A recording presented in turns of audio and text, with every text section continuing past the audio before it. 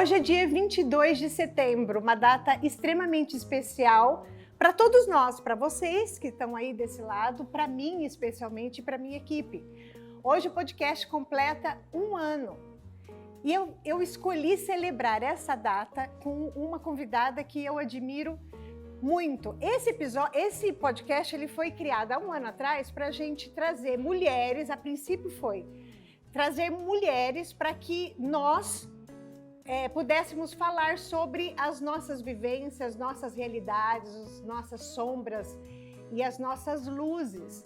E essa convidada de hoje, ela é muito especial, assim como todas as outras, mas eu escolhi ela porque é uma pessoa que trabalha com e para as mulheres e por as mulheres. Então eu achei extremamente emblemático e a gente vai aproveitar e falar um pouquinho sobre o novo livro dela que você lança agora nesse mês de setembro, O Jeito Valquírias de Fazer Gestão. Ela é CEO do Instituto As Valquírias. Então eu vou pedir para ela se apresentar novamente para a gente poder começar o nosso papo. Por favor, Amanda, diga para eles quem és tu. Eu sou a Amanda Oliveira, obrigado pelo convite, é um presente estar aqui. Eu sou fundadora e CEO do Valquírias World, como a Paula bem trouxe aqui, mas eu tenho uma surpresa para você. Uma surpresa boa. Uma surpresa boa. O podcast incrível que trouxe tantas pessoas aqui, deu tanta visibilidade para mim, inclusive, foi o meu primeiro recorte de podcast, que as pessoas começaram a me ver falando no digital e que é tão importante tudo isso que você criou aqui, completa 1 ano. E nada mais justo de que nesse 1 ano, ao invés de você me entrevistar, eu entrevistar você. Não estava combinado com os russos isso. Vamos trocar. Tô falando sério. Nossa, assim, seu time, tava tudo combinado e eu vou chamar você para sentar aqui, neste lugar de entrevistada, porque hoje nós queremos saber de você. Mas será que eu tô vestida para isso? Quem é? Ah, mas tá linda de mãos da terra como são. Troca de lugar aqui comigo e vamos lá. Meu Deus. Gente, olha, ela tá assim, né? Em choque. Peraí, agora eu olho Agora ali. você olha pra lá. E ela olha pra cá. Como tá meu perfil aqui, gente, nesse lugar de entrevistada? Ah, tá maravilhosa, tá linda. Ai, tô me achando. Tô me achando a Paula Santos, gente. A mulher poderosa. Paula, obrigado. Tá, seja carinhosa comigo. Obrigada. Vou ser super carinhosa. Então vai. Você é uma mulher incrível, especial, que trabalha para gerar impacto, não só ganhar dinheiro. Você é aquelas entre ganhar dinheiro e mudar o mundo. A Paula disse, vou ficar com os dois. Então você é madrinha de Valquírias, gera impacto na vida de milhares de mulheres, traz autoestima por meio da vestimenta, tem um propósito de vida incrível. Mas diante de todas essas vertentes, de tudo que Paula faz, a pergunta que não quer calar: como você se define? Quem é Paula Santos? Quem é Paula Santos? Bom, então, você sabe que algum tempo atrás, quando eu falo algum tempo atrás, eu estou falando de 10 anos atrás, 8 anos atrás, quando uma pessoa me perguntava como que eu me definia, era muito fácil. Eu falava, eu sou isso, isso, isso. Hoje, honestamente, no momento que eu estou da minha vida, eu posso garantir com toda certeza que eu não tenho condição de dizer quem eu sou. Então, eu vou dizer para você quem eu estou hoje e qual é a minha essência. Mas dizer quem é a Paula é muito difícil. Mas, como a maioria de vocês, então, todos eles já sabem, eu sou CEO da Mãos da Terra, uma marca voltada para o universo feminino, de moda, acessórios, linha casa e agora o novo lançamento de um novo segmento da marca, um grande desafio nosso que são os cosméticos. Além de ser essa empreendedora, eu também sou uma podcaster, afinal de contas, hoje eu não estou, hoje eu estou como entrevistada aqui, mas eu também tenho o podcast, então uma comunicadora e sou amante, aquilo que toca o meu coração, que eu sinto os passarinhos voando, saindo do meu braço e voando dentro de mim, junto com a minha alma, é a poesia e a música. Então, como hobby, eu também tenho a música, o violão, a bateria como algo que, nesse estágio que eu estou de vida, me faz brilhar o olho, faz a minha alma cantar. É isso. Agora, eu posso dizer para você que eu sou aquela que sonha, eu sou aquela que cria, eu sou aquela que se decepciona muito, eu sou aquela que tem que controlar minha criança. Você sabe que esses tempos atrás eu estava conversando com meu psicanalista e eu estava falando para ele, eu estou vendo muito minha criança, eu preciso dar uma equilibrada e trazer o meu adulto. É a minha natureza, essa é a minha natureza. Eu não posso dizer que é a minha identidade, porque eu acho que ela é mais complexa que isso. Mas eu tenho uma natureza muito, muito potente. A minha criança, ela é muito potente em mim. Eu acho que é isso que faz com que... Nossa, me estendi, né? Não, mas eu acho que é isso que faz com que eu, assim como você e como qualquer outra mulher nesse mundo que vive nessa matrix de comparação e autoaceitação, faz com que eu de vez em quando saia dela e acredite nas coisas. Eu acredito nas coisas porque eu tenho a minha criança superativa dentro de mim. Sou eu. Hoje é assim que eu consigo me definir. Que você está. Adorei o não sou, estou. Isso é poético como você, né? Que traz poesias, reflexões. Você sabe que a gente fica babando lá nas suas mensagens e tudo que você traz. E traz essa força, mas ao mesmo tempo essa leveza, né? Como é que é equilibrar todas essas coisas? Conta um pouquinho da sua jornada. Toda mulher tem a jornada... As pessoas... A jornada do herói. Acho que toda mulher tem a jornada da heroína também, né? Então, para chegar... Ajudar, né? Exatamente. A estruturar a minha jornada. Responder as 12 perguntas para estruturar a jornada da... Vamos fazer isso de presente, de podcast? Vamos fazer? Tá. Então tá. Conta um pouco da sua jornada. Jornada dessa heroína que habita em você, que chegou aqui. Não adianta... Não sou heroína. É uma super heroína incrível, que inspiração. E é essa heroína da vida real, que levanta, que bota capa, que trabalha, que de vez em quando tira a capa e chora, que é o que nós mulheres somos na nossa essência. Conta um pouco dessa jornada. Como é que é percorrer essa jornada? Como é que foi percorrer essa jornada até aqui? Até chegar aqui em CEO do Mãos da Terra e tudo isso que você contemplou aqui na sua primeira pergunta.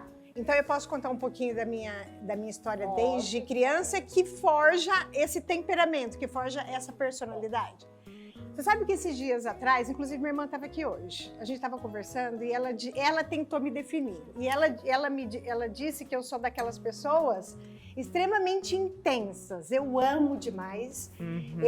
Mergulha. Eu amo demais, sou apaixonada demais, eu acredito demais, sou muito livre. Aí a gente estava lembrando que quando a gente era criança, o lugar que eu mais gostava, olha que interessante, pode causar algum impacto no começo, negativo, mas depois você entende, quando você para pensar nisso. O lugar que eu mais gostava de brincar quando era criança era no cemitério.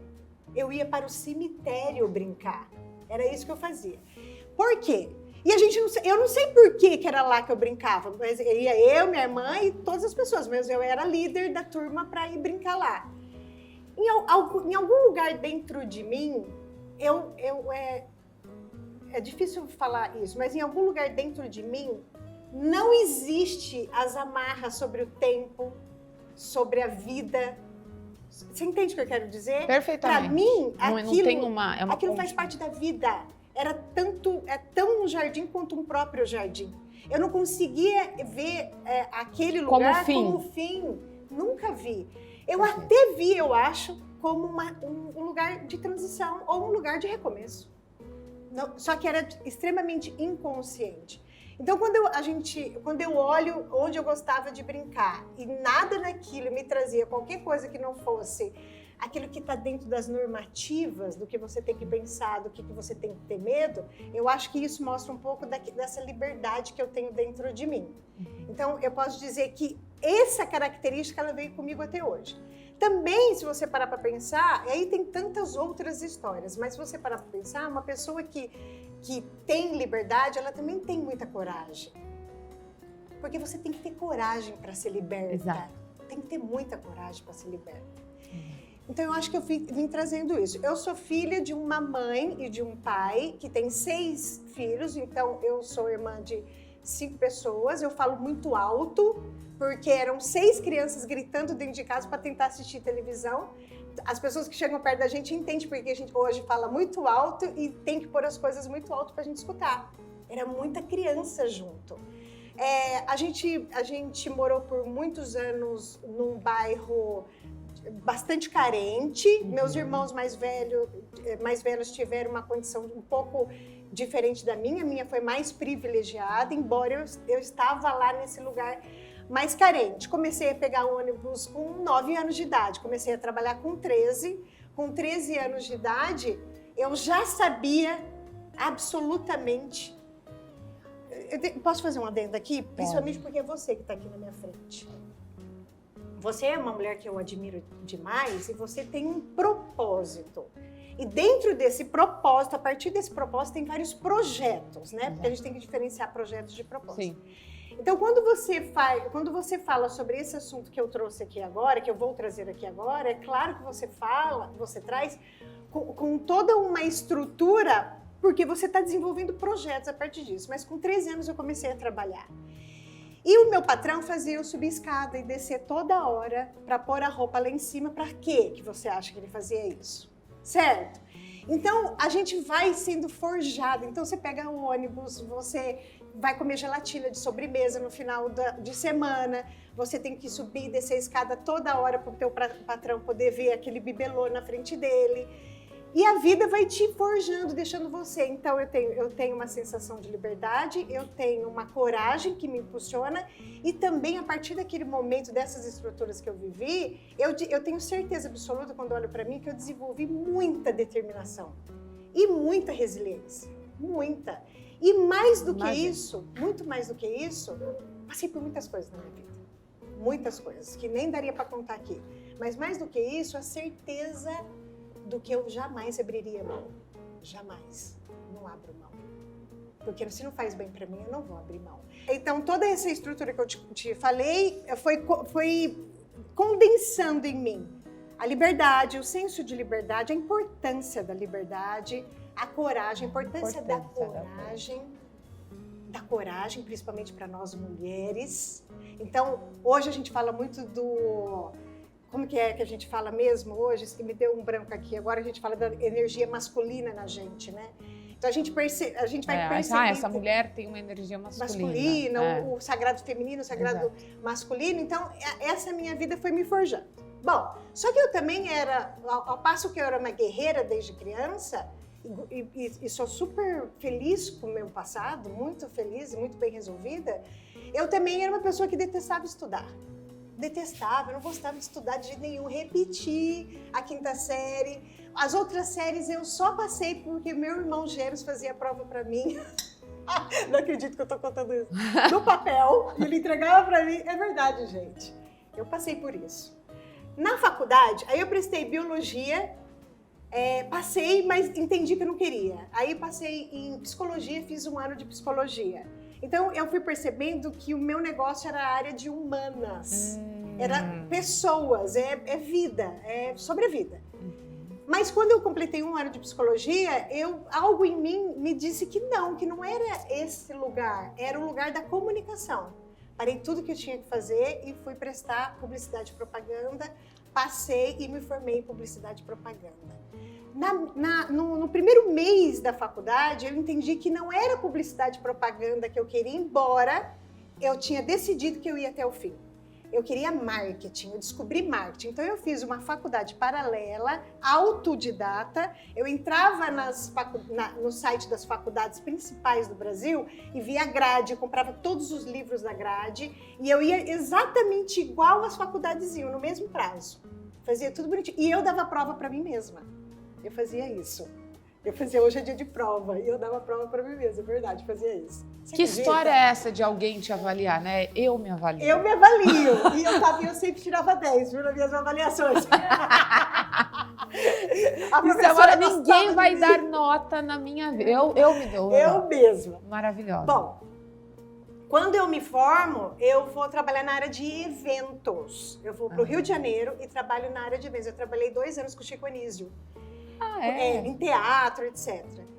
Trabalhei 2 anos, na verdade eu fiquei 4 anos no Rio de Janeiro e trabalhei 2 anos com o Chico Anísio, mas eu também trabalhava numa construtora.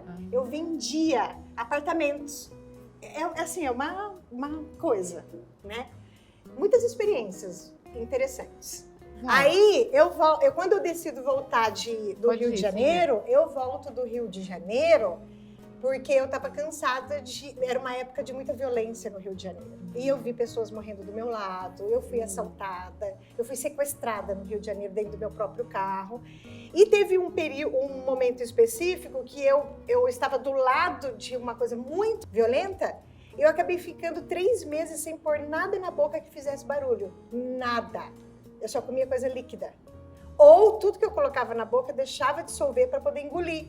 Porque toda vez que eu mordia coisas duras, que a gente morde com essa parte de trás, que eu não sei falar o nome desses dentes, me lembrava os tiros. Então os tiros ficavam dentro de mim. Trauma é uma coisa. É trauma. Daí eu percebi que eu não tinha toda essa consciência que eu tenho hoje, que eu não tenho nada hoje também, mas tenho mais do que naquela época. Mas eu percebi que não dava mais, porque imagina uma pessoa que come líquido porque não quer escutar o barulho. Voltei. Quando eu volto para uma casa de shows que foi um grande ensinamento para mim. Foi maravilhoso. Também trabalhei com eventos.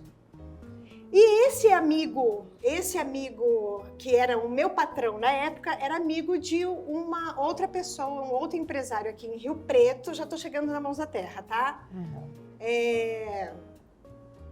E essa empresa, naquela época, em 2001, quando eu vim para Rio Preto, ela estava num momento de transformação, onde ela queria passar da base que era operacional a empresa para uma base mais estratégica. Então, por exemplo, ela tinha o DP, mas não tinha o RH. Ela tinha produção, mas não tinha pesquisa e desenvolvimento. Ela tinha venda, mas não tinha marketing. E eles queriam instituir as áreas estratégicas quando ele me chama, esse empresário. Venho para Rio Preto, trabalho durante 8 anos nessa empresa. Foi uma empresa... O que eu sei sobre marketing hoje, eu aprendi ali fazendo. Foi exatamente ali fazendo. E eu lembro, só uma curiosidade, quando eu vim para Rio Preto, para essa empresa, eu tinha 3 opções. Eu tinha a opção de vir para cá, eu tinha a opção de ir para Ribeirão Preto, para ir para uma área bem bacana na Coca-Cola. E naquela época tinha a AOL. Não sei se vocês lembram da AOL, logo no começo da internet. Que era um servidor de internet, né? Aí um irmão meu disse pra mim assim, vai pra Rio Preto porque é lá que você vai forjar o profissional que você vai se tornar. Ou que você já é, ele sempre falava desse jeito pra mim. Aí eu falei, vou. É a pior dos cenários. Eu escolhi o pior dos cenários e vim, graças a Deus. E chegou. E cheguei na Mãos da Terra em 2008. Eu decido, então, que era o momento de eu me distanciar dessa empresa. Passei 1 ano prestando consultoria de marketing para algumas empresas. Só que daí eu decidi que eu queria a minha empresa. Eu nunca tinha sonhado com isso, Amanda. Eu nunca sonhei em ter a minha empresa. Eu sempre sonhei em ser uma executiva de uma grande empresa. Não ter a minha própria empresa. Mas, nesse período de 1 ano que eu saí da empresa que eu estava e passei a dar uma consultoria de marketing, eu fui percebendo que alguns clientes, eles compravam... Eu era muito boa em planejamento. Você mas assim, estou dizendo daquela época. Eu era muito boa, eu fazia um trabalho realmente digno de qualquer lugar por aí. Eu tinha consciência do meu trabalho. Só que o que acontecia? Isso não tem a ver só com o interior, isso tem a ver com estruturas, com cultura de empresa, mas acontece muito no interior. Às vezes a empresa te compra por um valor importante o teu planejamento, mas na hora de aplicar aquele planejamento, ela não consegue fazer com que a cultura da empresa seja renovada para aplicar aquela nova mentalidade. Nessa hora eu fui percebendo que eu não tinha portfólio. Eu tinha portfólio de planejamento, mas não tinha portfólio de execução do meu planejamento. Entende? E aí eu falei assim, tá na hora de eu abrir a minha própria empresa e executar, além de planejar, executar então aquilo que eu acreditava.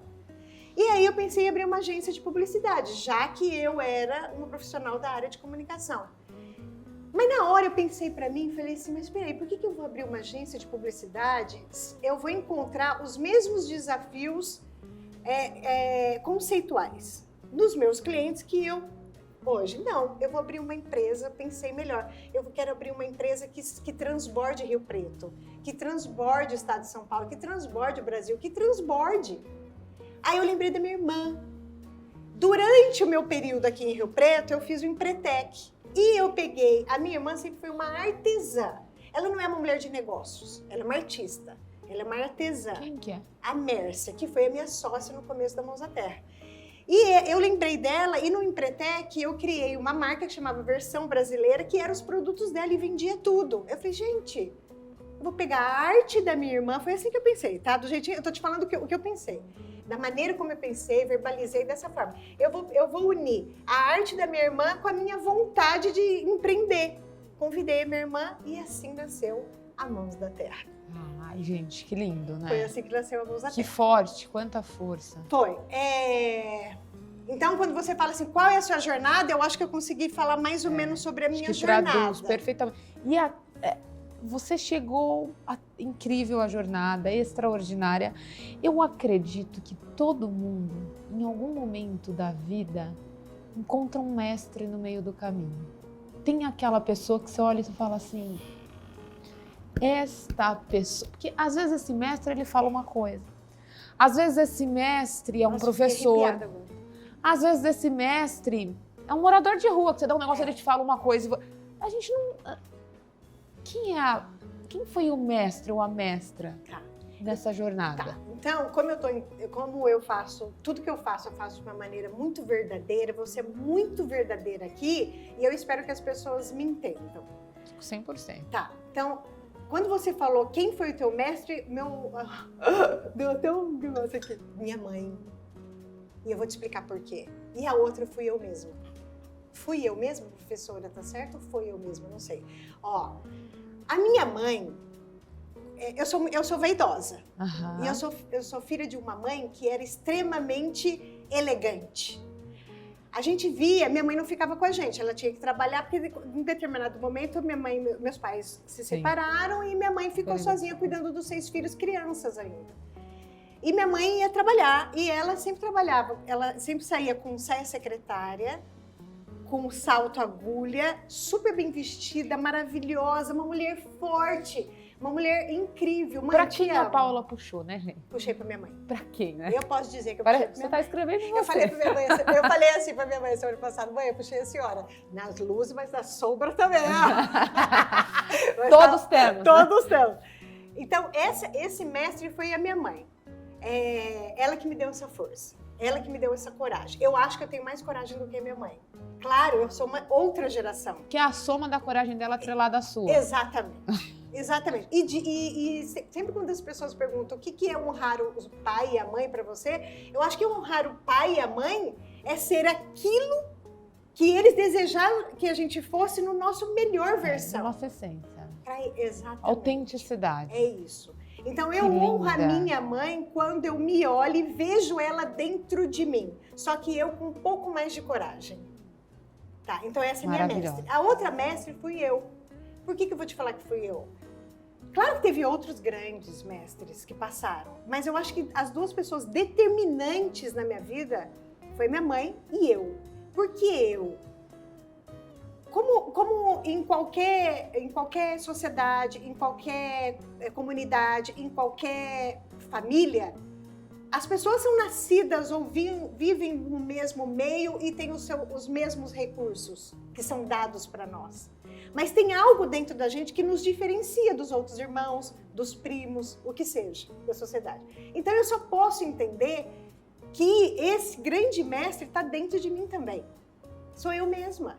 Por isso que quando alguém pergunta para mim o que você fala, o que você acha que você tem que falar para qualquer pessoa.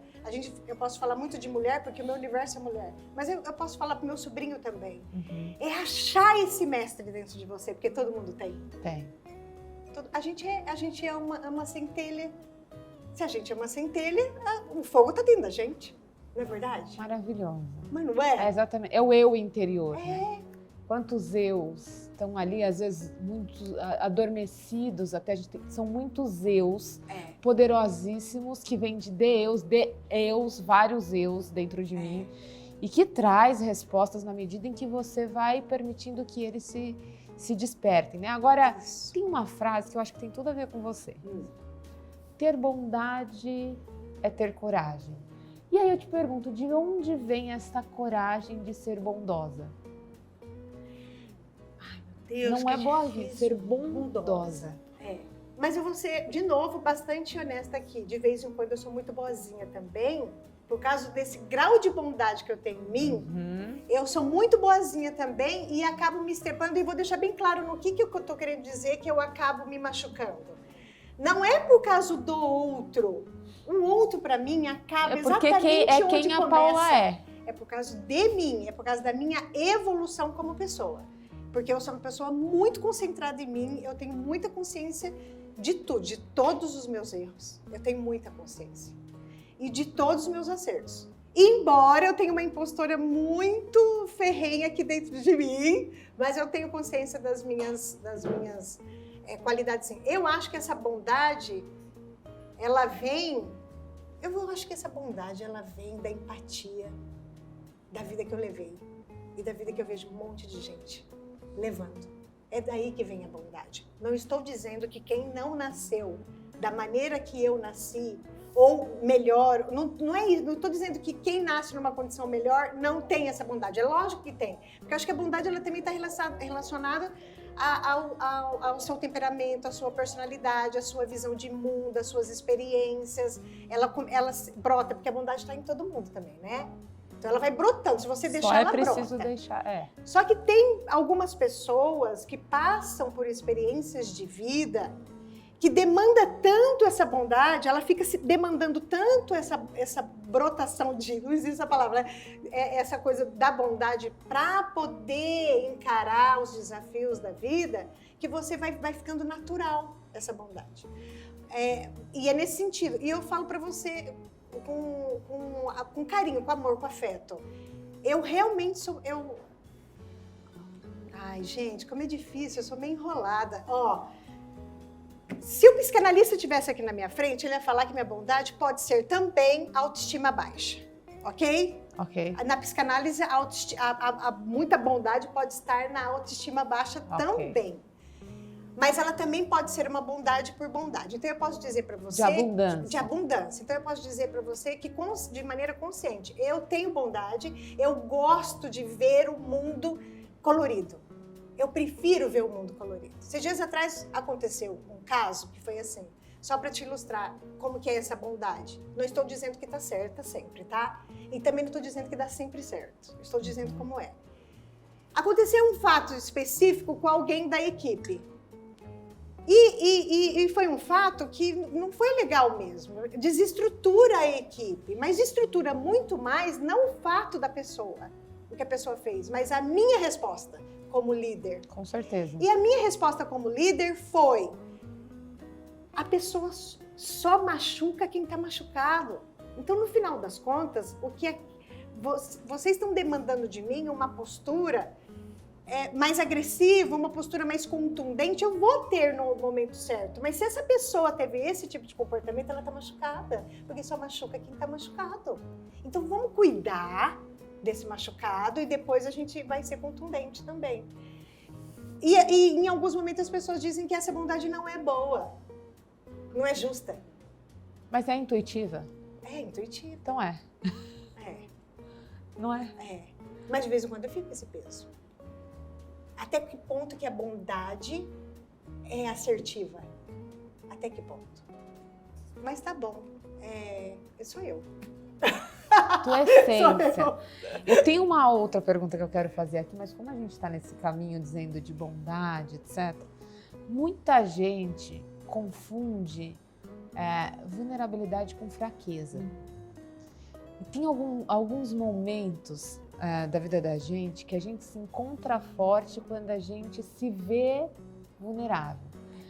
Qual foi o ponto de vulnerabilidade que você viveu em alguma situação da sua vida que te fez, você se permitiu ser vulnerável e depois se viu saindo mais forte? A minha irmã era a criadora das peças. E a minha irmã ela passou por um momento muito, muito determinante na vida dela, muito dolorido. Vai passar pro resto da vida com essas emoções afloradas. Então ela teve que se afastar. Quando ela se afasta de um dia para o outro, eu não sabia criar. Eu não sabia que eu sabia criar. Eu não sabia. Eu fiquei realmente durante 3, 4 dias desesperada. E toda a minha equipe na época percebeu isso. Eu passei medo para minha equipe.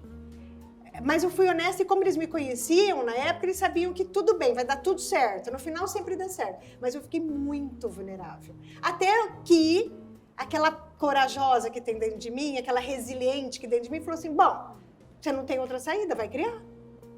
Peguei toda a matéria-prima daqui da Mãos da Terra, levei para minha casa, fiquei 3 dias tentando criar a coleção.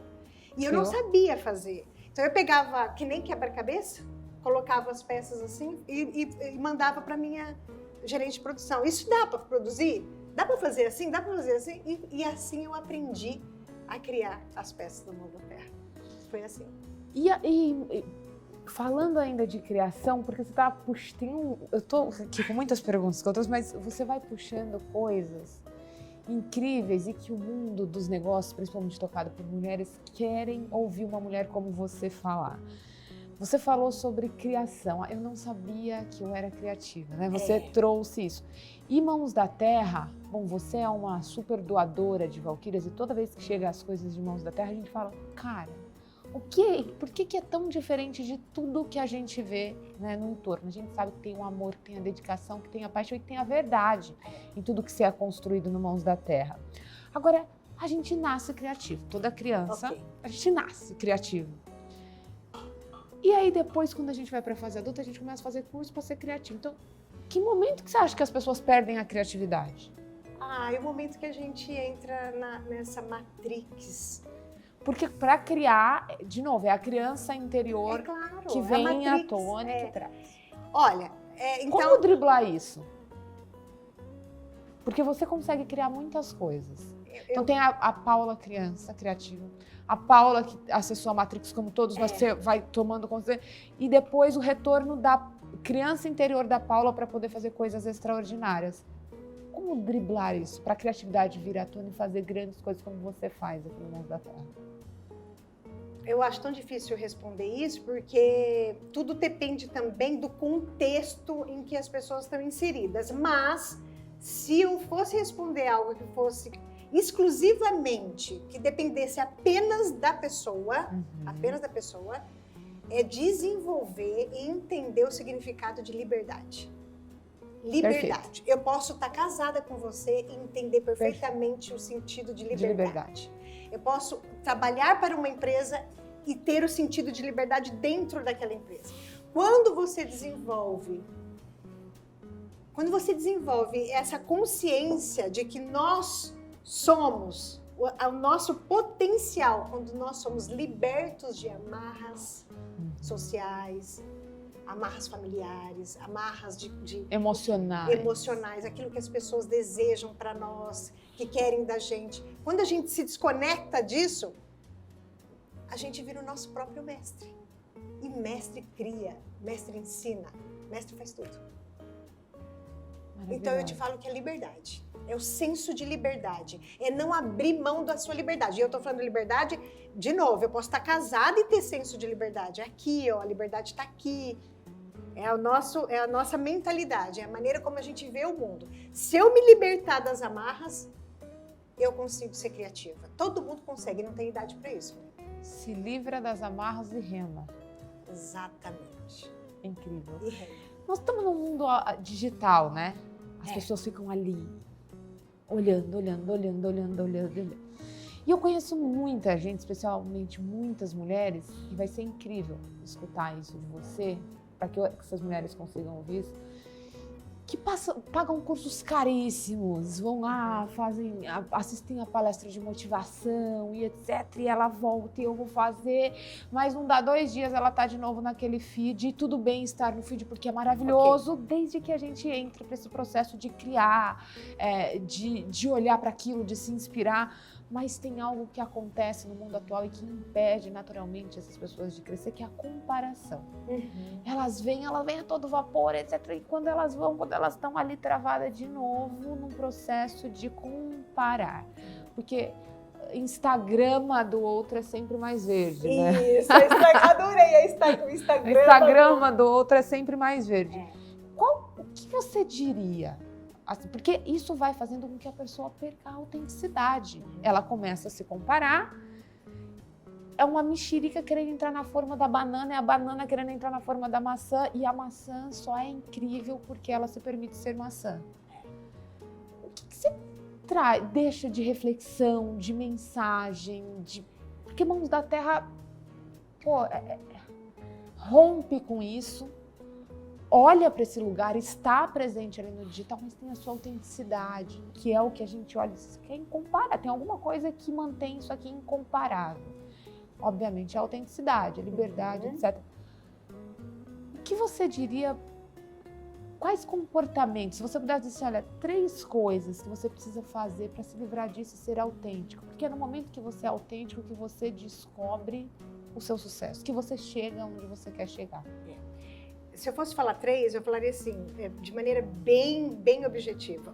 A primeira coisa é ter certeza que você sabe o que você quer e onde você quer chegar. Porque existem muitas pessoas que vão aos cursos, que estudam, mas elas nem sabem o que elas querem.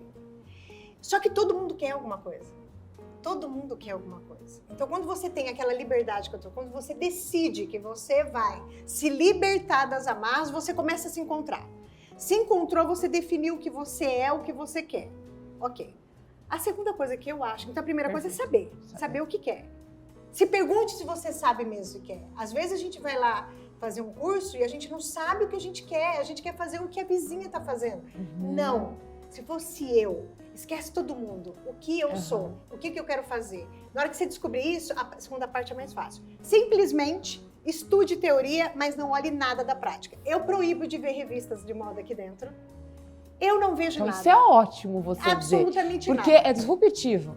Uma empresa que trabalha e dizer assim, não vejo nada. Não vejo. A gente não vê revista de moda, a gente não vê revista de acessório. Eu, por exemplo, ultimamente eu venho estudando muito o processo do cosméticos, mas eu tento não assistir muitas coisas sobre cosméticos, porque eu vou copiar, é do ser humano. E o que é do ser humano? O conforto. E o que é o conforto nessa equação? É o copiar. Isso é confortável. E zona de conforto e sucesso não combinam. Não combina. Identidade não combina com zona de conforto. Então, a primeira coisa é saber. Segunda coisa é não olhar. Porque quando você não olha, você tem que buscar em algum lugar. Onde você vai buscar? Dentro de você. Então, como que você vai ser autêntico se você está olhando o outro? Não olhe para o outro. Fecha tudo. Fecha o Instagram. A hora de criar é a hora de criar. É o que vem na sua cabeça. E o terceiro, claro, é a disciplina para não olhar. Disciplina para não olhar. Disciplina para não olhar. Gente, silencia. Porque se você olhar, você vai copiar, porque é natural do ser humano copiar. Porque aqui a gente quer fazer parte daquilo. A gente não quer errar. Como que eu faço para não errar? Copiando. Só que quem quer ter alguma coisa que tem identidade e que tem essa potência de significado para o outro, não pode copiar. Ponto. Tá claro, gente? Eu acho. Perfeito. Mas isso. É que eu acho. Isso aqui é um curso. 3 dicas para ser autêntico. E para chegar lá. 3 dicas para ser autêntico. Eu vou ler aqui essa pergunta, que ela é um pouco mais detalhada. E tô doida para ouvir a resposta. Paula, qual é o ponto de convergência da Paula gestora, da Paula modelo, da própria marca, da Paula comunicadora, da Paula artista, que recita poemas e toca violão? Muito fácil para mim responder essa pergunta. Vou falar. Tô Fascínio pela vida. Eu tenho fascínio pela vida. É sério. Eu sou uma pessoa extremamente reservada, sou quietinha, fico na minha, fico em casa, mas eu tenho fascínio por tudo. Eu gosto. Fascínio. Veja bem, olha que coisa interessante, né? Eu não sou uma pessoa que saio muito, tô sempre com muitas pessoas, eu sou mais na minha, assim.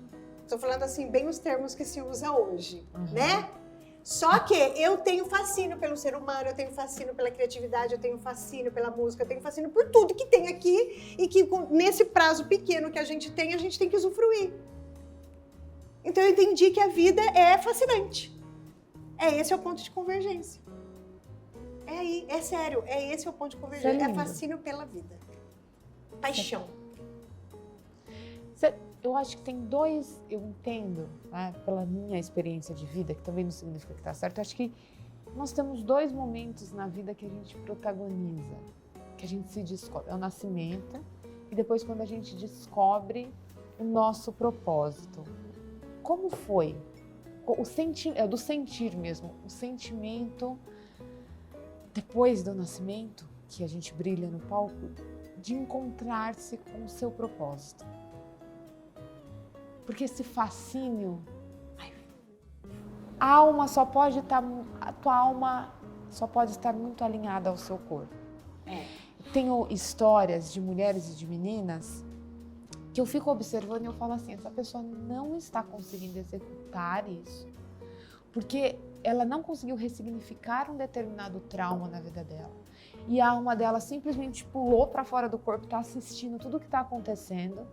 E ela tá desesperada e vai ali e assiste isso, e vai aquilo, e se compara. É como se a alma tivesse desalinhada do corpo físico e cada um fica andando numa direção. Encontrar o propósito é algo incrível e extraordinário, mas tem gente que vai descobrir isso, sei lá, no final da vida e que depois deixam mensagens de reflexão pra gente para dizer: aproveite mais, viva de forma mais intensa, encontre seu propósito, tome mais banho de mangueira, se divirta. E a gente vê que você é esta pessoa. Você transmite isso. É como se você estivesse no meio de uma floresta, vivendo em meio a esta Matrix, a essa 3D, mas conseguindo equilibrar. Dizer, eu sei que eu sou uma alma vivendo num planeta Terra de humanos. Então eu também tenho que me comportar como humana às vezes. Mas a verdade é que você não é muito humana, você é muito mais alma. Humana no sentido de 3D, de Matrix. Não se comporta tanto quanto humanos. Vambora, isso aqui é negócio, né? Tem essa conexão muito forte com a alma. E eu vejo que algumas pessoas não conseguem encontrar o seu propósito porque está desalinhado. Como é que foi para você e que momento que foi esse encontro que você olha e fala assim, você já contou a sua jornada. Dentro da sua jornada tem muitas coisas extraordinárias, mas qual é esse momento que você coloca a mão na cabeça e diz, é isso? Nossa, que difícil, porque eu não consigo lembrar esse momento. Mas eu posso, então, falar de maneira conceitual? Pode, do jeito que você quiser. Não consigo falar esse momento, mas você falou da alma. O Jô Soares faleceu e aí vieram à tona várias passagens do programa dele.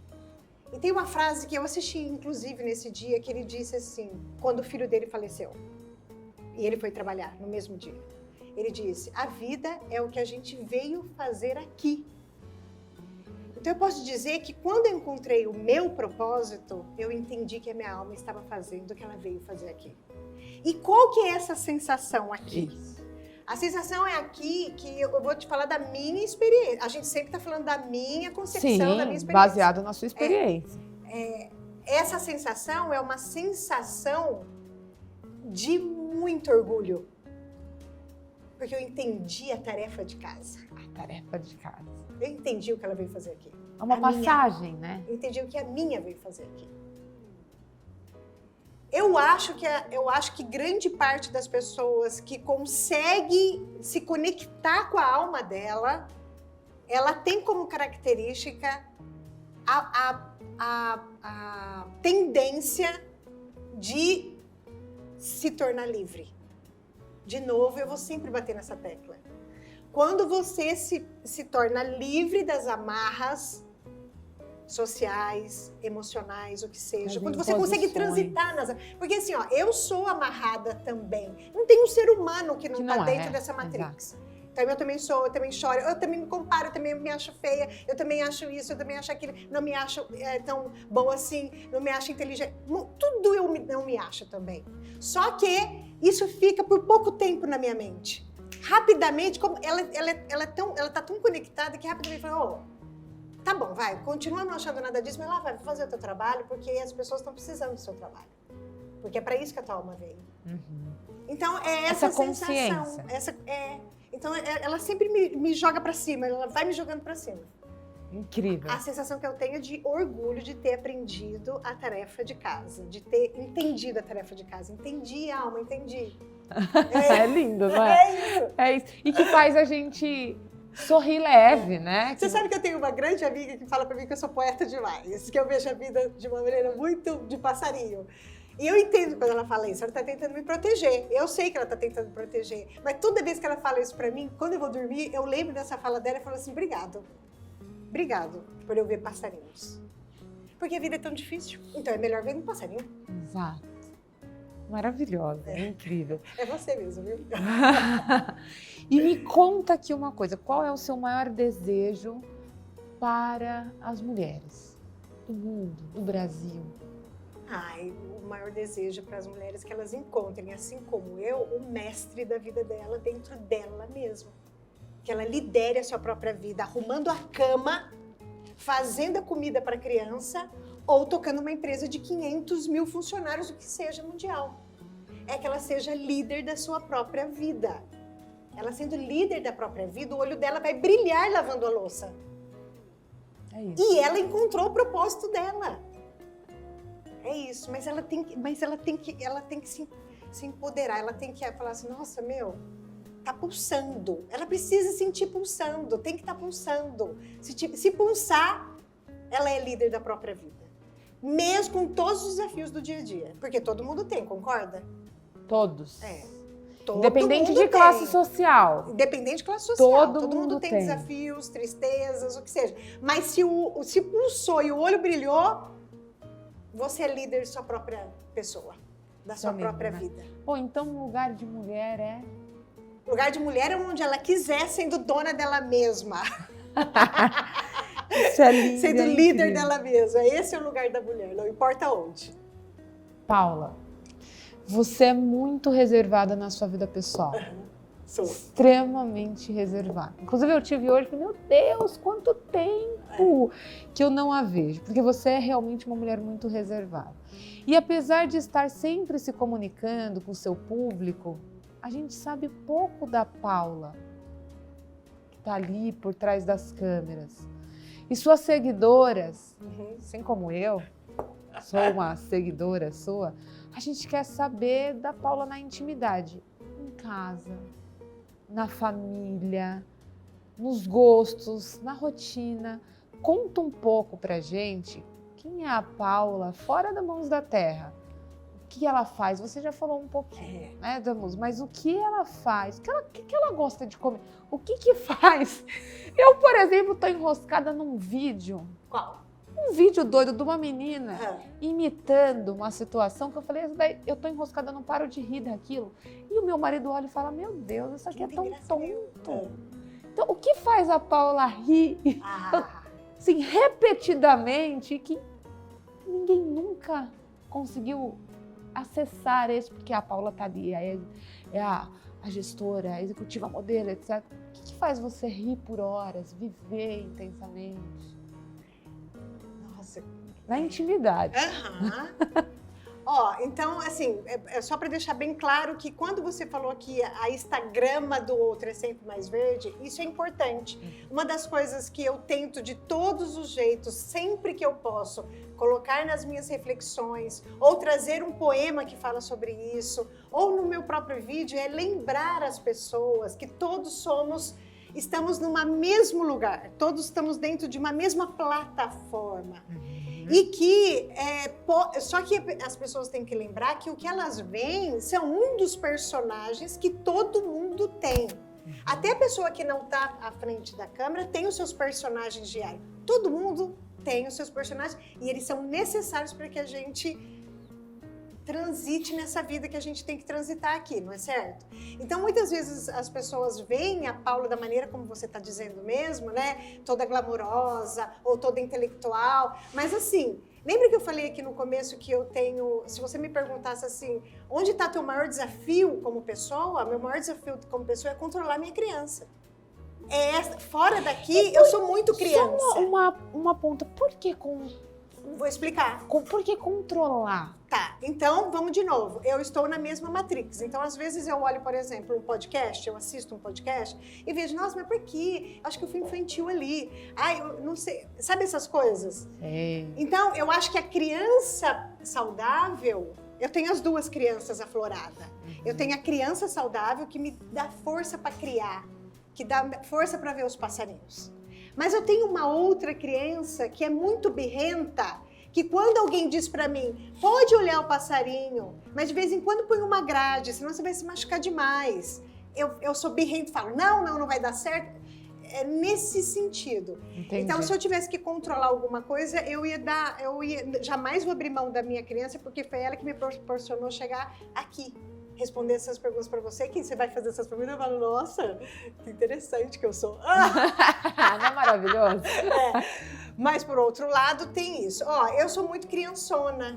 Eu gosto de piada, eu gosto de bobagem. Eu rio por qualquer coisa, falar a verdade para você. Ai, Se deixar, eu rio por qualquer coisa. E um prato? Prato que eu mais amo? Mais amo. O prato que eu mais amo é lasanha. Lasanha. E eu odeio... Não posso nem sentir cheiro de milho verde. Verdade? Não sei por quê. Mas milho verde não dá. Mas amo lasanha. Salada, essas coisas assim. Comida do dia a dia, comida da avó. Amo comida da avó. Estilo musical. Mãos da Terra, o que a Paula escuta lá em casa quando não tem ninguém escutando nada? O que ela liga? Ela chega e fala... Escuto muito MPB e muito blues. São os dois estilos que eu mais escuto, mas eu sou extremamente eclética. Eu toco, por exemplo, na guitarra, nas minhas aulas de guitarra, metal, heavy metal, mas para escutar MPB e blues. Maravilhosa. Sustentabilidade é uma outra questão muito presente no seu trabalho, é nítido. Né? A gente consegue enxergar. Está super conectado e ligado à marca de Mãos da Terra. Você poderia contar um pouquinho para a gente dos planos de sustentabilidade e focar também um pouco mais na parte social, que, aliás, foi o que nos trouxe até aqui, né? O que nos conectou, essa sua preocupação de Mãos da Terra aderir à prática ESG, a gerar impacto social, a trabalhar com moda circular. Você trouxe grandes ensinamentos, inclusive, para muitas das nossas parceiras, de pessoas que também mexem com moda. Como é que é isso? Fala um pouco sobre esse tema. Por que é tão importante, que está tão atrelado à cultura da Mãos da Terra, se importar muito, de fato, não é de boato, com a sustentabilidade? Então, gostei de comer de fato, mas não de boato. Gostei. Nunca tinha ouvido essa expressão. Porque muito tem legal. gente que faz sustentabilidade de boato, né? Não é de fato. É verdade. Então, é assim, eu acho que falar sobre sustentabilidade, a gente falar sobre a área, por exemplo, ecológica da sustentabilidade, o reciclar, falar sobre a área financeira, sobre sustentabilidade, que é você garantir, por exemplo, eu acessar a minha própria comunidade, gerar recursos dentro da sua própria comunidade, ou qualquer outros pilares da sustentabilidade. Eu acho que é algo, como você disse, que a gente fala muito e que a gente faz. Mas eu vou te dizer que o que me levou a colocar como pilar central a sustentabilidade nessa marca que eu criei com a minha irmã foi a nossa visão de mundo em relação ao ser humano, muito mais do que em relação ao o que está em volta do ser humano. Porque se o ser humano olhar a vida e imaginar como que eu posso construir as minhas relações humanas que sejam de maneira sustentável, as relações humanas, os afetos humanos, fazer com que eu sustente em você um bom viver, uma vontade de viver, isso para mim gera como consequência atitude sustentável para o universo e para o mundo. Então, eu acho que o que levou nós duas para esse lugar é exatamente a nossa visão de mundo. O nosso propósito, tudo que está em volta da gente, a partir da Mãos da Terra, é um meio, não é o fim. Não é o fim, né? É o meio. Eu sempre falo, nossa, vamos lançar mais uma coleção, a gente precisa faturar mais. E quando eu falo isso, não é Não que eu não queira, tá, gente? Todo mundo quer, todo mundo vive, nós vivemos num mundo capitalista. É claro que eu quero ter conforto, eu quero ter prazeres que o dinheiro paga. Mas muito mais do que isso é gerar receita para criar passarinho no olhar de outras pessoas. Isso eu acho que é sustentável. Eu acho isso tão sustentável. Você sustentar carinho, afeto, sabe? Isso é a real sustentabilidade. Eu acho que isso é mesmo, porque isso causa na pessoa, como consequência, uma visão de mundo de proteção. Você protege. E aí você não protege só o teu, você protege de todo mundo. Só que para isso você precisa criar um ambiente sustentável de afeto, de visão de futuro mais carinhoso. A gente sabe que a vida é difícil. Como que se você não criar esses afetos positivos, como que você vai querer que as pessoas sejam sustentáveis e parem de jogar lixo no... Aquele jogar lixo tem a ver com a cultura, mas tem a ver também com desafetos. Completamente. Tá jogando fora, tá tentando jogar fora, tá castigando alguém na hora que ela faz isso. Você entende? Claro que perfeitamente. Então. É lindo isso. Lindo, leve, cheio de conceito também. Você é muito incrível. Paula, tem uma outra pergunta aqui que a gente preparou, que eu acho que também vai inspirar muito, assim, as pessoas, a sua resposta, você enquanto mulher. Em que fase da vida a Paula está hoje? E como é que a Paula se vê nesse futuro? Então, o futuro, lá da frente, é com base naquilo que a gente está fazendo hoje. É o resultado daquilo que a gente está fazendo hoje. Então, as pessoas às vezes falam de futuro como se fosse algo impossível de pegar, não, mas é o resultado do que está sendo construído hoje. Toda a sua trajetória te trouxe aqui. E isso que está acontecendo hoje vai te levar para esse futuro. Como é que você definiria assim, a Paula hoje e essa Paula do futuro? A Paula hoje é uma mulher extremamente consciente do que é importante e valioso para ela. Todo o restante é aquilo como obrigação e aqui, onde eu posso dizer não e eu quero dizer não, eu digo. Então eu sou muito segura do não. Eu também posso ser do não. Gente, que ótimo. Fala só um pouquinho mais sobre isso, essa segurança de conseguir dizer não, porque é outro tema em que as mulheres ficam, mas porque se eu falar não, né? Porque e aí tem livros, né? Tem cursos para aprender a falar não. Por que é importante isso? Desculpa, depois a gente volta para sua pergunta, mas você trouxe algo muito importante. Por que é importante aprender a falar não? Porque se eu não falar não, enquanto eu não aprender a falar não, eu não vou ser líder de mim mesma. Eu não vou ser minha mestre, enquanto eu não aprender a falar não. Porque quando você não sabe falar não, quem está sendo o mestre de você é o outro e não você mesmo. Porque quando você não fala não, quando você fala sim, querendo falar não, no íntimo, você concorda que quem está comandando todas as suas decisões é o outro? Quando eu falo outro, não só uma pessoa, mas é o outro como um campo, ou uma empresa, ou uma cidade, o que seja, tá? O que seja. É o outro que te comanda. Chega um determinado momento na sua vida, eu não sei mas eu já estou nesse período há um tempinho, mas eu completei 50 anos de idade e quando eu completei 50 anos de idade, eu olhei para mim mesma e perguntei assim para mim, como que você quer... Eu fiz essa pergunta para mim no espelho. Quando eu completei 50 anos, eu fiz a pergunta seguinte, tá bom, você já entendeu o que você quer, para que você veio, você já entendeu o que pulsa dentro de você e você já entendeu qual é o melhor que você entrega para o outro para fazer diferença na vida do outro. Quando você chegar no final, qual é a resposta que você quer dar para você mesma dizendo, eu vim, aprendi a tarefa, fiz o que ela me pediu para eu fazer e tô indo embora aqui, mas leve, muito leve. É aprender que eu não estou dizendo, eu não estou dizendo que o outro não é importante nessa equação. É tão importante que a gente não vive sem ele. Ponto. Só que esse outro só é integral comigo e só vê minha potência quando eu falo não para ele. É assim que funciona. Não tem outro jeito. É assim. E quando eu falo não para ele, ele tá vendo que eu tô falando sim para mim. Quando eu tô falando sim para mim, a potência. Eu cresço muito. Eu cresço demais. É a potência. Então, a importância de dizer não quando não precisa dizer sim. Quando aquele sim não vai mudar, nem para você, nem para o outro. Tem tantos sims que são efêmeros e rasos que a gente dá, não é? E que atrasa a nossa vida, não tem um monte? Um monte. Um monte, a maioria deles. Vai tirando isso, vai tirando, vai tirando. E qual que é a base disso, gente? Liberdade. Senso de liberdade.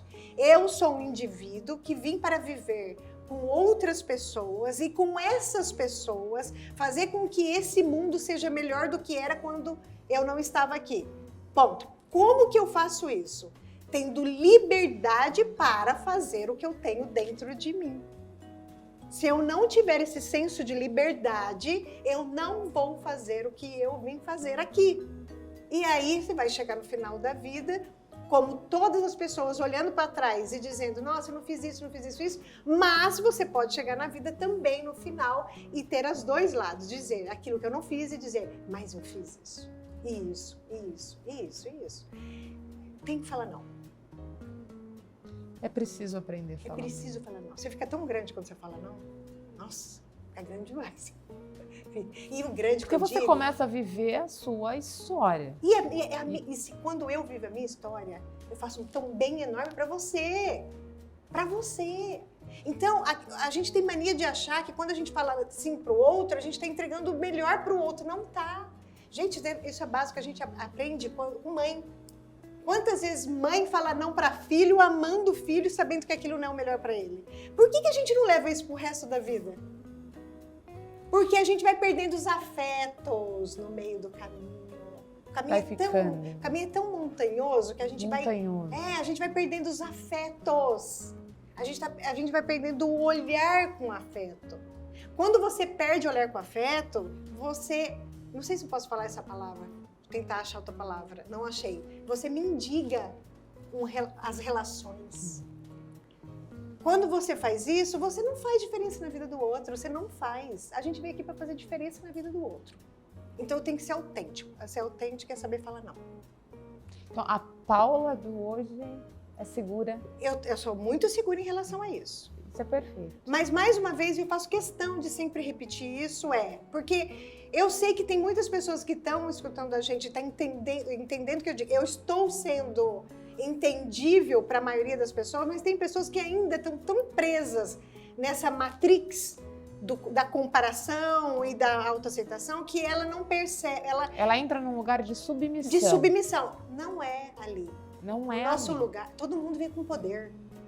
Todo mundo veio com poder. Nós somos a centelha, então o fogo está dentro da gente.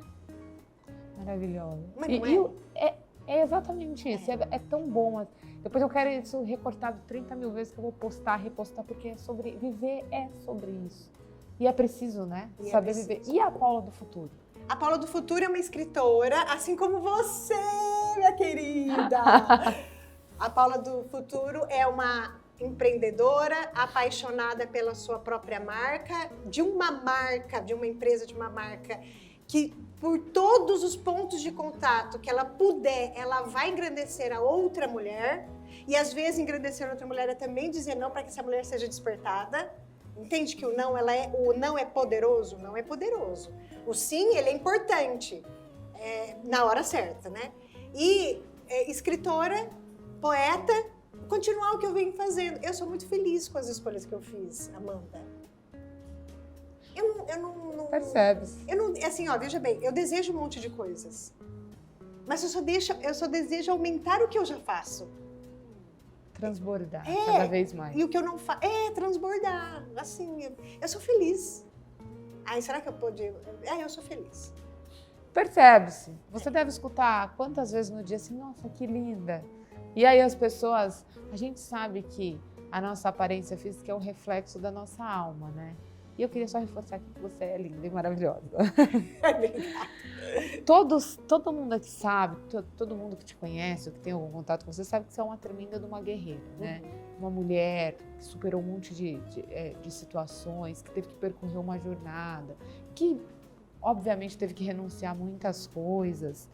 E aí eu te pergunto, qual o maior desafio que encontrou nesses 13 anos de Mãos da Terra?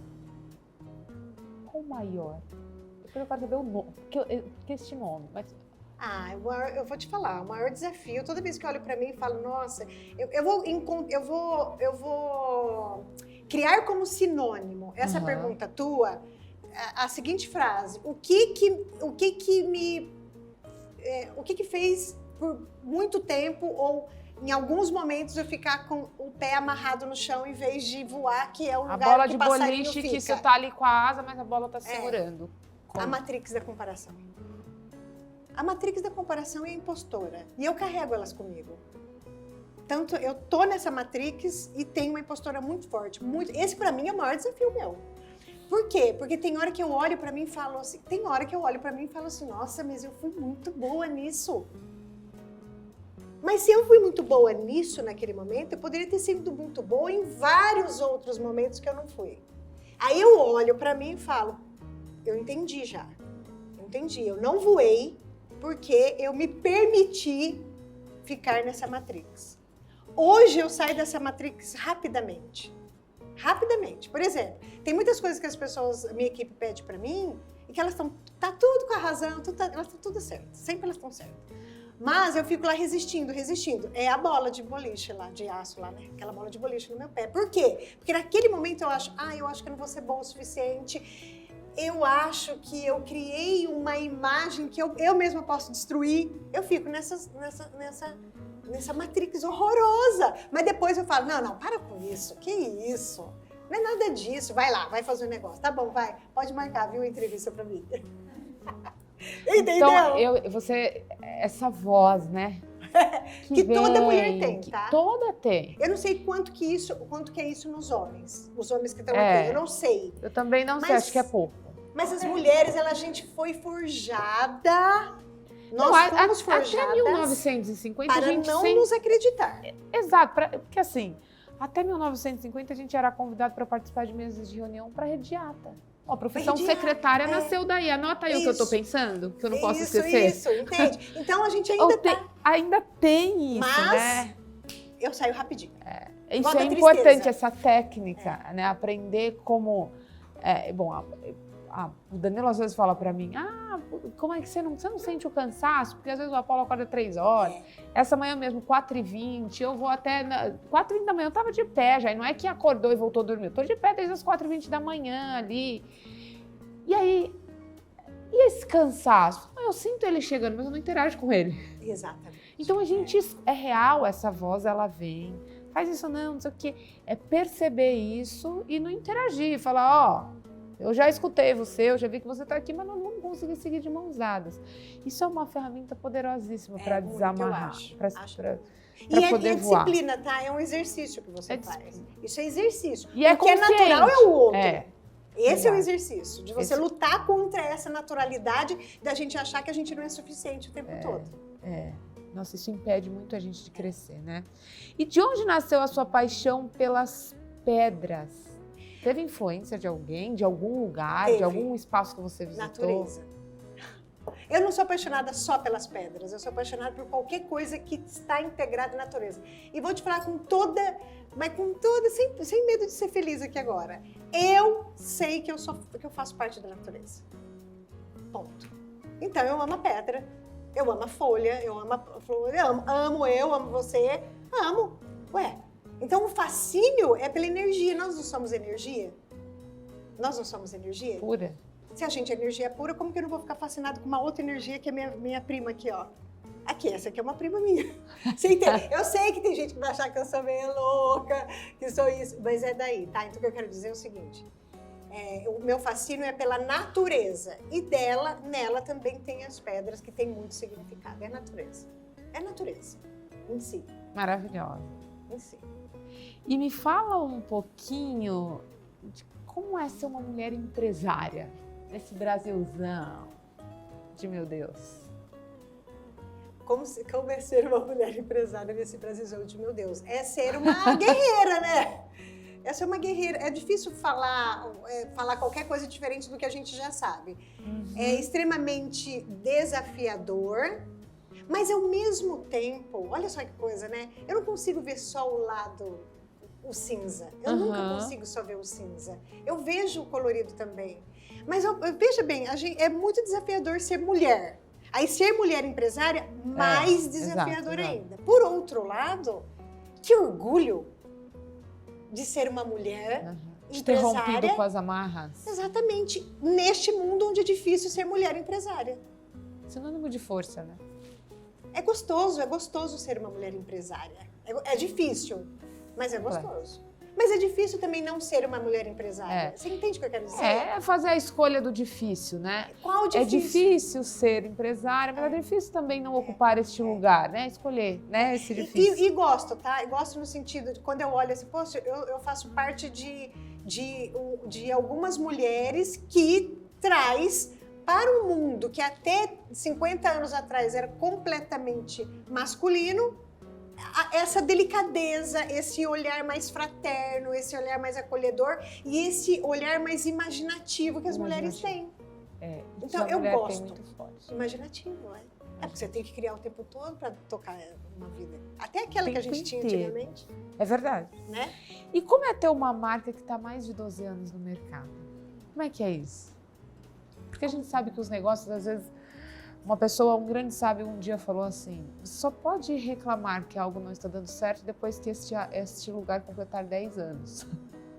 Já me falaram isso uma vez, eu não lembro que me falaram. Deixa passar os 10 anos, depois a gente conversa. Depois, Olha, como é que é tanta tá 12 pergunta anos? quanto esse comentário que você fez me deixou num lugar aqui bem contente. Não é? Como eu me sinto como uma empresária que tem uma marca de 12 anos, me sinto orgulhosa. Orgulhosa. Orgulhosa. Essa é a palavra, me sinto orgulhosa. Maravilhosa. E como que você supera os desafios, as dificuldades? Lembrando que eu sou mestre de mim mesma. Livre. Livre. É isso. Qual é o seu mantra? Tem momentos na vida, e são quase todos, que a gente tem que escolher entre o que a gente quer e o que a gente merece. Eu até dou umas escorregadinhas de vez em quando, mas rapidamente eu vou eu escolho aquilo que eu mereço. Eu escolho o que eu mereço. Chega de escolher só o que eu quero. Quem disse que eu sei o que é melhor para mim todo o tempo? Eu não Isso sei. é importante. Agora, o que eu mereço, eu sei. Uma aula aqui. O que eu mereço, eu sei. O que você merece, você também sabe. O que todo mundo merece aqui, todo mundo sabe. Não o que a gente quer, o que a gente merece. O que a gente merece. O que eu mereço? Eu não mereço isso, embora eu queira. Então eu não vou fazer.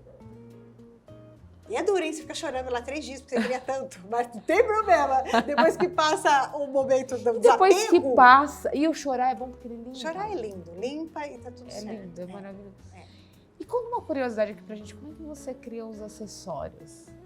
Como é que é esse processo de criação? Você sabe que a criação dos acessórios, como a moda, ela veio muito da cultura da minha irmã. Eu só continuei a cultura da minha irmã, porque é ela que criava no começo, lembra? E Sua irmã é mais velha? Mais nova do que eu. Mais nova. 2 anos mais nova do que eu. E você lembra que aqui a gente não abre revista, não abre nada? Então, minha irmã, ela nunca desenhou. Então, ela sempre criou com a matéria-prima em cima da mesa. Então, o que a gente faz até hoje? É o que a gente fazia desde o nosso início, não mudou a nossa técnica. Eu estabeleço quais são as cores e quais são as pedras, a matéria-prima que eu quero trabalhar na próxima coleção, sempre entendendo quais foram as anteriores. Decido, compro a matéria-prima, coloco na mesa e começo a criar, fazendo quebra-cabeça mesmo. É dessa forma que eu crio. Não é desenhando. Não, é criando, é orgânico o negócio. É assim que a gente cria. Aí, esse produto aqui, essa peça ficou linda, mas ela é completamente inviável. Porque daí você faz a ficha técnica e entende que aquilo é inviável para as condições de canais de venda que eu tenho. Aí eu desmonto ele, crio novo, até entender a coleção. Entendeu a coleção? Ela tá viável, tá bonita, passa o que eu quero? A gente lança a coleção. É assim. Maravilhoso. Nós estamos indo para o final. E eu queria trazer aqui algumas palavras e queria que você falasse o que isso significa. Tá. Assim, autêntica como você é. Mãe. A minha mestra principal. Carreira. Não consigo vislumbrar uma vida sem carreira, sem trabalho. Não consigo, eu não consigo. Família. A família é sorriso. Propósito. Propósito, para mim, é saber que eu trilhei o que ela me pediu. É isso. Natureza. Eu sou. Você é? Poesia. Ai, um bálsamo. Bossa nova. Estar aqui conversando aqui com mulheres maravilhosas, gostoso, né? É isso, gostoso. O encontro de mulheres, de homens também, claro que a gente vai ver. Encontro de pessoas contando seus esforços, a sua vida, seus desafios, suas conquistas. É isso. Amor? Amor? Qual amor? É tudo sacanagem, gente. Qual amor? Adorei. Qual tipo de amor? Vamos. Amor é um tema de debate. Amor é vida. Amor é vida. É isso. Foi um prazer estar aqui com você. Nossa, eu espero que eu tenha. Foi lindo. Foi. Foi uma aula para mim. Inclusive. Ai, que bom, fico feliz. Eu fui fazendo Vocês muitas gostaram? perguntas que eu precisava curar aqui em mim e fui tendo respostas também. Muito importante estar aqui com você. Obrigada, foi maravilhoso, Nossa, foi incrível. Eu que agradeço. Vida muito longa e que a sua mensagem continue se propagando e transformando a vida de tantas pessoas que te assistem, que te veem, que pode te sentir. Eu tenho o privilégio de estar aqui sentindo a sua energia, mas acho que por meio do vídeo, que é um contato também visual e humano, as pessoas também conseguem sentir um prazer e que você continue sendo esse presente para a humanidade, que é quem você é, nos inspirando muito. Eu agradeço, de verdade. Eu fico assim, eu estou muito feliz que você esteja sentado, porque eu te admiro muito, você sabe. Sentado na minha frente, fazendo essa entrevista. Fiquei muito feliz de fazer essa entrevista. Lindo, eu espero que eu tenha honrado o que vocês acham de mim, minha equipe maravilhosa, que eu amo muito mesmo. A Aline, em especial, preciso dizer isso, porque a Aline que suscitou em mim o podcast, a ideia do podcast. Eu lembro. Então, muito obrigada. Esse momento aqui foi um momento muito importante para mim, viu? E obrigada por ter tanto carinho aqui na pergunta. Obrigada a você. Mas então, para terminar, posso terminar? Pode. Então, por favor, vamos falar mesmo 5 minutinhos do livro. Eu tô aqui apoiando, eu tinha até esquecido. Gente, o livro dela que ela lança agora em setembro, né? Quarta-feira que vem. Conta sobre ele. Conta. O jeito Valquírias de fazer gestão. Inicialmente não era este nome. Mas à medida que eu fui escrevendo, acho que foi mostrando um pouco dessa essência de como Valquírias toca as coisas. E o terceiro setor, ele é um lugar no qual as pessoas estranham quando você fala de gestão. Então, o terceiro setor, ele ainda está num lugar muito de caridade, que é extremamente importante, mas definitivamente não é só isso. É impacto social. Caridade é diferente de impacto social. As duas coisas são extremamente importantes, mas são coisas diferentes. Então, quando você implementa a gestão no terceiro setor, você dá velocidade para os seus processos, você produz mais e, naturalmente, o resultado, né, vem muito maior. E o impacto dobra, triplica, e aí você consegue fazer muito mais, ainda com a essência do terceiro setor, que é fazer muito com pouco. Mas implementar a gestão, pensar o terceiro setor com um mindset empresarial, faz com que esse espaço se expanda e que você consiga cumprir a sua missão de uma forma um pouco mais rápida, veloz, no sentido de implementação de gestão, e que alcance muito mais gente. Porque ajudar 100, você pode ajudar 1000. Exatamente. Se ajudar 1000, você pode chegar a 3000. É. A gestão, ela faz isso. E aí nasce essa ideia de eu compartilhar um pouco de como Valquírias toca esse processo de gestão. Tem a minha jornada, tem a minha história, mas é muito focado nesse negócio aliado à causa social, propósito, gestão. 2,5 setor, 3,5 setor, terceiro setor, 2,5 setor. Como é que a gente faz, né, para o terceiro setor se desamarrar e também ser um espaço sustentável? Que é isso, que sustenta a sua missão. Isso. Nós não é uma brincadeira, né? O empreendedorismo social é uma profissão também. Então as pessoas olham e falam, empreendedorismo social, mas o que é? É impactar, precisa fazer do jeito certo. É muito difícil fazer as coisas do jeito certo. Então, uma vez me falaram, eu passei por uma situação que a pessoa falou assim pra mim, você não é santa. Eu falei, eu não sou mesmo, porque santo dá cachorro quente, eu faço outra coisa, gera impacto social. Não tenho nada contra quem dá cachorro-quente, porque os meus dias das crianças em projeto social foi muito feliz porque alguém doava cachorro-quente, pirulito, etc. Mas eu desconheço alguém que diga que a vida foi transformada porque ganhou um cachorro-quente. É a cesta básica e não a não básica. A cesta não básica é a composta por comida. A básica é comida, educação, acesso a sonho, realização, etc. Tem que vir completo. Então, eu acho que é muito sobre isso, sabe? Esse livro você escreveu para quem? Quem é o leitor que você quer que leia esse livro? Todo mundo que queira melhorar os seus processos organizacionais dentro do terceiro setor. Então, todas essas organizações sociais que nascem, e todo mundo que está buscando o propósito. Como é que eu alinho a minha existência a um propósito? Como é que eu olho para essa existência e não penso, é isso? Eu conheço tanta gente rica, milionária, que se sente vazia. Viver não é sobre isso. E principalmente para as mulheres que viveram desafios, todas nós vivemos, como você contou, os seus, para que elas entendam que o medo nada mais é que uma energia distrativa. Ela vem para te distrair. Sim. Ele é uma distração e que é preciso acolher ele também. Dizer, olha, eu sei que você está aqui, que você faz parte de mim, eu te sinto. Não dá para falar, sai para lá, é para entrar numa guerra com sentimentos. E esse livro fala um pouco disso. Como é que você se livra do como é que você acolhe esse medo e consegue cumprir o seu propósito? Como é que você se alinha com isso e avança? Então, acho que é para este público, mas mais destinado para as mulheres. Para as mulheres. Eu conto de primeira mão aí uma reunião que eu tive com um empresário de primeira mão. Eu nunca falei isso em lugar nenhum e no final da reunião ele me agarrou. E eu fiquei 3 semanas pensando se eu queria seguir com essa profissão, já que empreender socialmente é se relacionar com muita gente dos mais diversos setores. Então é isso. Você vê como são as coisas, né? A gente retomba lá naquela história que eu te contei dos 13 anos, a gente sempre passa por esses desafios. Sempre. Eu desejo, então, o jeito Valquírias de fazer gestão, eu desejo que todos os leitores que você imaginou lendo, que estejam lendo assim que você lançar. Isso, desejo muito sucesso para o livro, desejo muito sucesso para a futura e agora permanente escritora, que eu acho que a gente merece. Sim. E para você também. Desejo sempre sucesso. E eu quero te presentear, vou escrever uma mensagem para você. Ai, obrigada. E vou te dar, que maravilhosa.